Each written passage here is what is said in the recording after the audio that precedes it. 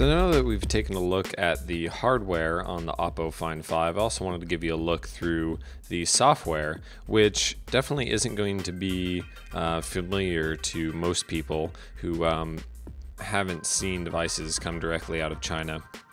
It's quite a bit different than what you see from Samsung, LG, HTC, but it will be familiar to you if you happen to use MIUI or MIUI, maybe on a random device that you've picked up or as a custom ROM.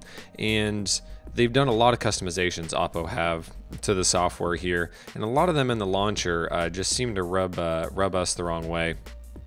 The first of which is that when you open up the app drawer, it's not sorted alphabetically, and there's no option to sort it alphabetically. So your only chance here, so you see we just have random pages pretty much of different apps, and so they're organized in their own way right out of the box, and then when you install apps, they come in and just are put in order based on how you installed them. Now you can long press them and move them around, so I guess technically you could, if you really wanted to, go through and alphabetize them all on your own, but you know, when you have 100-something apps, it's not really very feasible.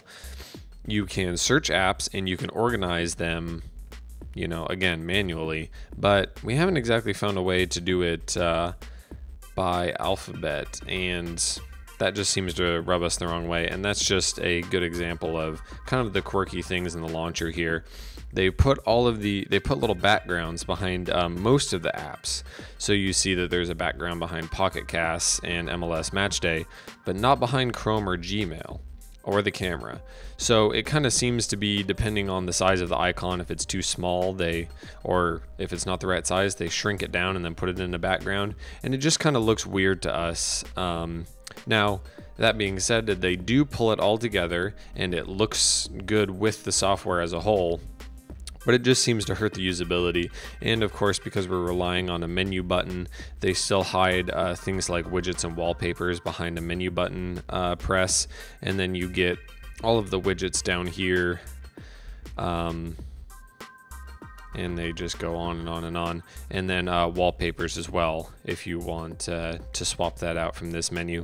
So things just get a little weird, and because of that, we've been using it with another launcher, Nova launcher, just because it just makes us feel a little more at home, and you know, at least it's easy to do so.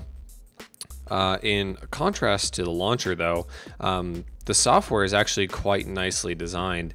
You have a nice pull down notification shade here that has quick toggles that are easy to turn on and off Bluetooth and Wi-Fi and hotspot, and you can simply hit edit here, move them around, select which ones you want, and they really don't get in the way.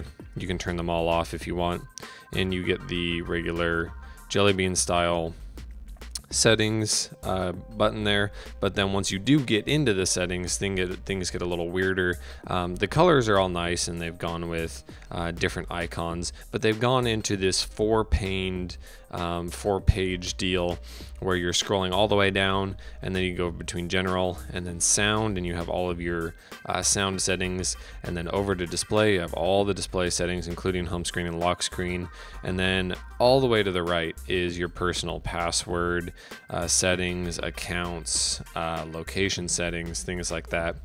And it just seems like a bit of a settings overload, because you're going scrolling up and down, then scrolling side to side, and things just aren't in the places that you expect them to be, and it kind of throws you for a loop.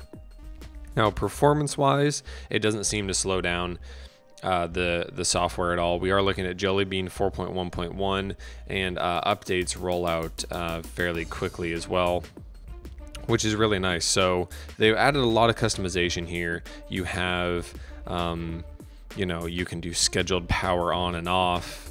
There's different gestures and things like that. You can turn on granular sound controls as far as the display. It is kind of nice to get the home screen and lock screen in here, so it's all centralized. You can turn on and off the backlighting of the keys. You can adjust the auto brightness.